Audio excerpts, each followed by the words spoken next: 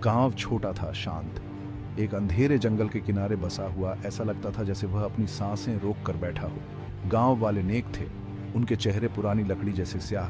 वे जंगल के बारे में कम ही बोलते थे, जब बोलते भी थे तो धीमे स्वर में। जंगल उनकी जीवन रेखा थी। वे कहते थे ये उन्हें सब कुछ देता था, लेकिन इसमें रहस्य भी छिपे थे, रहस्य जिन्हें उजागर ना किया जाए तो ही बेहतर। उनके शब्द चेतावनी भरे, हवा में लटकते रहते। सूरज डूबने लगा, जिससे गांव पर लंबी परछाइयां पड़ने लगी। हवा में ठंड घुलने लगी। अंदर जाने का समय हो गया था, गांव वालों ने कहा। दरवाजे बंद करने का समय, जंगल से दूर रहने का समय। उसका नाम सारा था। जैसे ही सूरज क्षितिज से नीचे डूबा, वह पहुंची। उसके कंधे पर एक बैग लटका हुआ था। वह अनजान सी लग रही थी। उसकी आंखें उत्सुकता से चमक रही थीं, पूरे गांव को देख रही थी। गांव वाले उसे देख रहे थे। उन्होंने पहले भी उसकी तरह के लोगों को देखा था, बाहरी लोग जो उनके जंगल के रहस्य से आकर्षित होकर यहाँ आते थे। वे कभी ज्यादा दिन नहीं रुकते थे, जंगल इसका ध्यान रखता था। सारा मुस्कुराई। उसने नजदीकी सराय का रास्ता पूछा। उसकी आवाज हंसमुख थी, उस तनाव से बेखबर जो गांव वालों को जकड़े हुए था। उन्होंने इशारा किया, उनके चेहरे गंभीर थे। उसने उन्हें धन्यवाद दिया और जंगल के किनारे की ओर चल पड़ी। जंगल ने एक अजीब सी खामोशी के साथ उसका स्वागत किया। हवा भारी हो गई, गीली मिट्टी और सड़ते पत्तों की गंध से भरी हुई। सूरज की आखिरी किरणें ऊपर घने पेड़ों के छतरी से पार पाने के लिए संघर्ष कर रही थीं। सारा कांप उठी। गांव की गर्माहट मीलों दूर लग रही थी। उसने अपने जैकेट को अपने चारों ओर कसकर लपेट लिया और चलती रही। एक अजीब सा एहसास उसे घेरने लगा, जैसे कोई उसे देख रहा हो। ऊंचे ऊंचे पेड़ों के बीच रास्ता संकरा होता गया, मुड़ता घूमता हुआ। सन्नाटा केवल उसके अपने कदमों की आवाज से ही टूट रहा था। दूर से कहीं एक टहनी के टूटने की आवाज आई। सारा रुक गई। उसके सीने में उसका दिल तेजी से धड़क रहा था।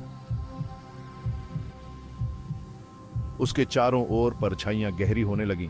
वे उसकी नजरों के किनारे पर नाच रही थीं, अजीब बेचैन करने वाले आकार ले रही थीं।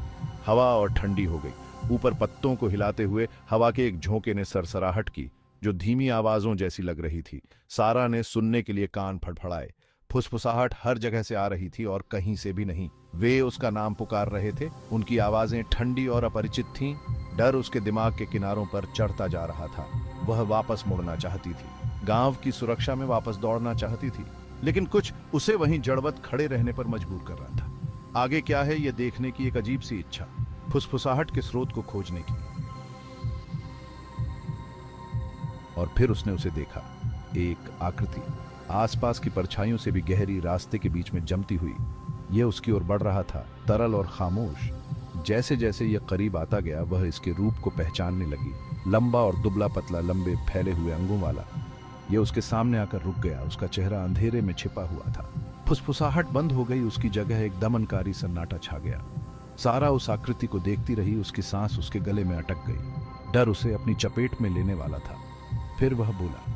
उसकी आवाज एक धीमी गड़गड़ाहट थी जो पेड़ों से गूंज रही थी। तुम्हें यहां नहीं होना चाहिए, उसने कहा। यह तुम्हारी जगह नहीं है। उसके शब्द हवा में लटकते रहे, जो खतरे से भरे हुए थे। सारा बोलने की कोशिश करने लगी, लेकिन कोई आवाज नहीं निकली। उसके पैर उसके नीचे कांप रहे थे। वह पीछे हट गई। उसकी निगाहें उस काली आकृति से हटी नहीं। इसने उसकी ओर एक कदम बढ़ाया।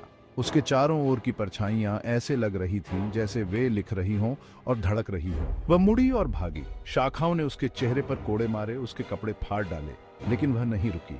डर ने उसके पैरों को गति दी। वह अपने पीछे फुसफुसाहट सुन सकती थी जो उसे आगे बढ़ने के लिए उकसा रही थी। जब वह अंततः सफाई में आई तो गांव में सन्नाटा छा गया। गांव वाले बंद खिड़कियों के पीछे से देख रहे थे। उनके चेहरे गंभीर थे। जंगल ने एक और शिकार कर लिया था। फुसफुसाहट वे जाने खामोश नहीं होगी।